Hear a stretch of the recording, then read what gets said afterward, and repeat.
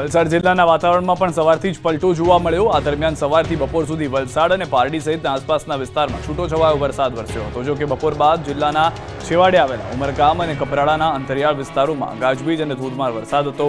કપરાડાના હિદલબારી અને દાદરાનગર હવેલીના દૂધની અને આસપાસના વિસ્તારમાં ધોધમાર વરસાદ વરસતા નદી નાળાઓમાં નવા નીર શરૂ થયા હતા। આ પહાડી વિસ્તારોમાં સિઝનમાં પહેલીવાર ભારે વરસાદથી નદી નાળાઓ સક્રિય થયા। ચેકડેમમાં નવા નીર આવ્યા। આમ જંગલ વિસ્તારમાં વરસાદી માહોલને કારણે વાતાવરણ ખુશનુમા જોવા મળ્યું, જ્યારે શહેરી વિસ્તારમાં વરસાદને કારણે વાતાવરણમાં ઠંડક પ્રસરી હતી। આથી લોકોએ ગરમીથી અને બફારાથી રાહત અનુભવી હતી। રાજ્યના પાડોશમાં આવેલા સંઘ પ્રદેશ દાદરાનગર હવેલીમાં પણ વરસાદી માહોલ છવાયો। વિધિવત રીતે ચોમાસાનો આરંભ થયો હોય તેવા દ્રશ્યો જોવા મળ્યા। સવારથી બપોર સુધી પ્રદેશમાં વાદળછાયું વાતાવરણ છવાયું હતું। જોકે બપોર બાદ સેલવાસ અને આસપાસના વિસ્તારમાં ધોધમાર વરસાદ વરસ્યો હતો। સેલવાસના ટોકર ખાડામાં વરસેલા ભારે વરસાદને કારણે રસ્તા ઉપર પાણી ભરાઈ ગયા હતા। આથી વાહન ચાલકો અને રાહદારીઓએ પરેશાનીનો સામનો કરવો પડ્યો હતો। સુરત જિલ્લાના છેવાડે આવેલા ઉમરપાડા તાલુકામાં મેઘરાજાનું આગમન ગાજવીજ સાથે થયું છે। વરસાદ પડ્યો છે અનેક વિસ્તારોની અંદર। ઉમરપાડા તાલુકાના કેવડી સહિતના ગામોમાં વરસાદ 2 કલાકમાં 1.25 ઇંચ વરસાદ પડી ગયો। કેવડી ગામની બજારો પાણી થઈ ગઈ।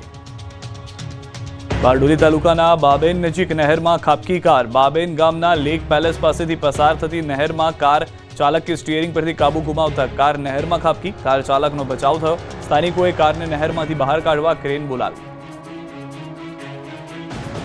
સુરત જિલ્લામાં પહેલા વરસાદે તંત્રની પોલ ખોલી નાખી। કામરેજ 4 રસ્તા નજીક ભરાયા વરસાદી પાણી। નેશનલ હાઈવે 48ના સર્વિસ રોડ પર ભરાઈ ગયા પાણી ભરાતા વાહન ચાલકોને ભારે હાલાકી ભોગવવાનો વારો આવ્યો।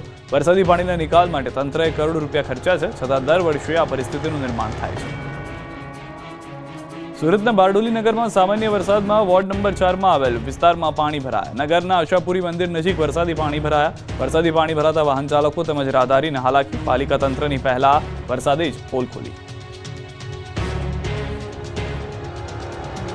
પંચમહાલના ઘોગંબાના પૂર્વ વિસ્તારમાં ગાજવીજ સાથે મેઘરાજાનું આગમન થયું। દિવસ દરમિયાન ભારે ઉખડાટ બાદ બીજા દિવસે પણ મોડી સાંજે મેઘરાજાની ધમાકેદાર એન્ટ્રી થઈ। વરસાદી માહોલને પગલે વાતાવરણમાં ઠંડક પ્રસરી। ખેતરો થયા પાણી।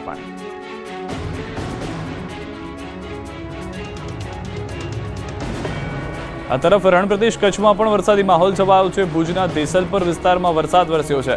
ભારે ગરમી અને ઉકળાટ બાદ વરસાદ વરસતા રસ્તા પર પાણી વહી નીકળ્યા હતા। ગત મોડી રાત્રે પણ પૂર્વ કચ્છમાં વરસાદ વરસ્યો હતો।